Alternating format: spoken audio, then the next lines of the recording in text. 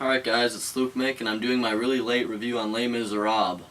This movie, I was going to see it in theaters on Christmas or soon after Christmas when it came out, but I thought, it's probably going to get nominated for Best Picture, so I'll see it again in 2 months anyways, so I just didn't do it and waited for this event, and I saw it, and I have to say I thoroughly enjoyed it. I went into it and I was like, okay, a friend of mine told me it was good, I'm kind of excited for it, but I feel like there's going to be too much singing, but we'll get into that later.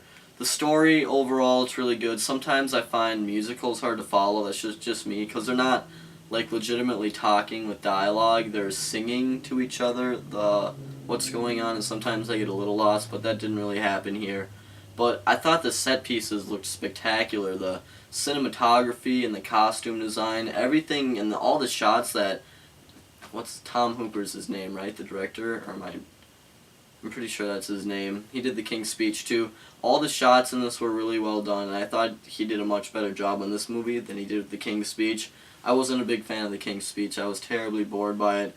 There were some parts in Les Mis where it did get a little slow, but it wasn't too bad. Because the singing lightens the mood a lot, I was entertained by it a bit more. There were some really pretty good action scenes. I think it was during the French Revolution. That was a cool scene. But there are some things that I didn't like as much. One, it seemed like there was an overabundance of singing. I was overwhelmed by all of it. Some of the singing parts seemed a little unnecessary, and I felt like they could just get to the chase. And the movie overall, 2.5 hours of singing is, it's a little long for a musical, in my opinion. But overall, it's a good movie. I think I'll buy it on Blu-ray. Great performances, especially by Hugh Jackman. Russell Crowe, people have said he has a weird singing voice.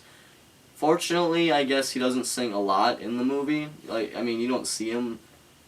He's in the movie quite a bit, but I didn't think his voice was that bad. I'm just gonna say it. And Anne Hathaway really didn't have a big role, which kind of surprised me.